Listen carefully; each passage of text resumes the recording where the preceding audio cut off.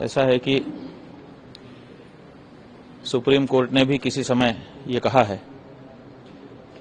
कि धर्मनिरपेक्ष सरकारों का धार्मिक परिसरों में क्या काम है। तो ये धर्म का क्षेत्र है, एक धार्मिक परिसर है, वहां सरकार का क्या काम है ये बताइए हमको।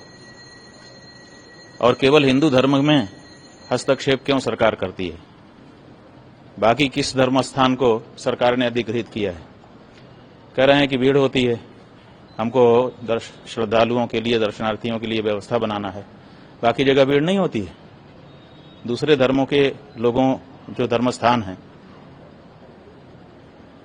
वहां पर भी तो भीड़ होती है। एक जगह पर भी अभी ये वहां घुसे नहीं।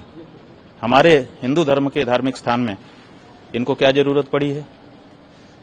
तो हमारा ये कहना है कि ये उचित नहीं है कि धर्मनिरपेक्षता की शपथ लिए नेता और अधिकारी धार्मिक परिसर की व्यवस्था जाकर के करें। आप अपने स्टेशन की व्यवस्था करिए, आप बस स्टैंड की व्यवस्था करिए, आप अपनी सड़कों की व्यवस्था करिए। जो धार्मिक परिसर है उसमें धार्मिक लोगों को व्यवस्था करने दीजिए। अगर आपको लगता है कि कुछ कमी है, आप हमको बताइए। हम धर्माचार्य किस लिए बैठे हुए हैं? हम वो भी कर देंगे। कॉरिडोर अंग्रेजी का शब्द है, हमारे मंदिरों के साथ आप कॉरिडोर शब्द क्यों जोड़ रहे हो? आप हमारे जो संस्कृति है उस संस्कृति में हस्तक्षेप कर रहे हैं। कॉरिडोर शब्द हमारा नहीं है, अंग्रेजी का शब्द है। आप हमारे हर मंदिर के साथ कॉरिडोर कॉरिडोर कॉरिडोर जोड़ते चले जा रहे हैं। ये हम क्यों स्वीकार करें? ऐसी हमारी क्या मजबूरी है? तो इसीलिए हमने कहा कि ये हमारे धर्म में बेजा हस्तक्षेप सरकारों के द्वारा किया जा रहा है, जिसको हम नकार रहे हैं।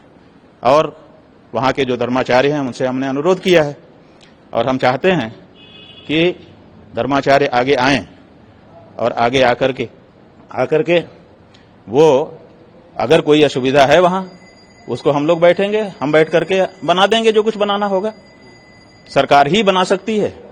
और दूसरी बात यह है कि जिन स्थानों में सरकार ने अधिग्रहण आदि करके, ट्रस्ट आदि बना करके प्रवेश किया है, वहां की व्यवस्था कितनी अच्छी चल रही है। पहले इसका हमको ऑडिट करवाएं। ऑडिट के लिए हमको सौंपें, हम 1 साल वहां पे बैठेंगे। 1 साल में हम दिखाएंगे कि क्या व्यवस्था आप कर रहे हो वहां पर। जिन जिन स्थानों को आपने लिया है वहां पर आपने धार्मिक आस्था को चोट पहुंचाई है, वहां व्यवसायीकरण आपने बढ़ाया है, वहां पर जो है सनातन धर्म के विरुद्ध आचरण होने लग गए हैं और मर्यादाएं सब समाप्त हो गई हैं। तो ऐसी स्थिति में हम इस बात को किसी हालत में स्वीकार नहीं कर पा रहे हैं कि हमारे बांकी बिहारी जी के मंदिर में सरकार ट्रस्ट बनाए और उसमें सरकार के लोग आकर के बैठें और वो वहां पर व्यवस्था बनाना शुरू करें। हमारी जो परंपरा है, हरिदास गोस्वामी जी महाराज जो सिद्ध संत थे, भगवान उनके सामने प्रकट हुए थे निधिवन में, उनके द्वारा गाई गए संगीत की राग के प्रभाव से तानसेन, जिसका बड़ा नाम लिया जाता है, वो उनका शिष्य था। और जब बादशाह ने बुलाया हरिदास जी को तो उन्होंने कहा मेरा बादशाह यही है, मैं उसके सामने गाता हूं, किसी बादशाह के सामने नहीं गाता हूं। तो जिस हरिदास स्वामी जी ने गाना गाने के लिए भी बादशाह के दरबार में जाना स्वीकार नहीं किया, आज वही सरकार हरिदास जी के स्थापित परिसर में घुसने का प्रयास कर रही है।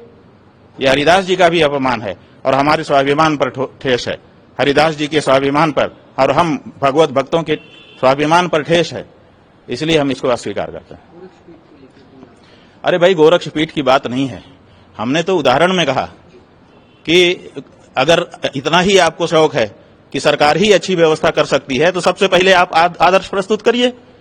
गोरक्षनाथ मंदिर को ट्रस्ट बनवाइए और उसमें 7 साल के लिए केवल रहिए, उसके बाद हट जाइए, फिर सरकारी अधिकारी व्यवस्था करते रहेंगे। ये पहल तो करके दिखाइए, उसके बाद हमारे बारे में बात करिए। ये हमने कहा, आदित्यनाथ जी को कहा, ताकि उनको इस बात का एहसास हो कि हमारे ऊपर क्या बीत रही है। हमारे धर्म स्थान में जब धर्मनिरपेक्षता की शपथ लेकर के व्यक्ति आएगा तो वो हमारी धार्मिक मर्यादाओं को नहीं बचा पाएगा, नहीं बनाए रख पाएगा। इसीलिए इसमें हस्तक्षेप ना करें, ये हम कहना चाहते हैं।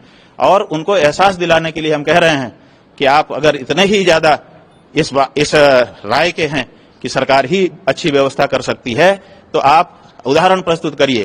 पहले अपना गोरक्षनाथ मंदिर सरकारी ट्रस्ट को सौंपिए, सरकार को सौंपिए, अधिग्रहण करवा दीजिए।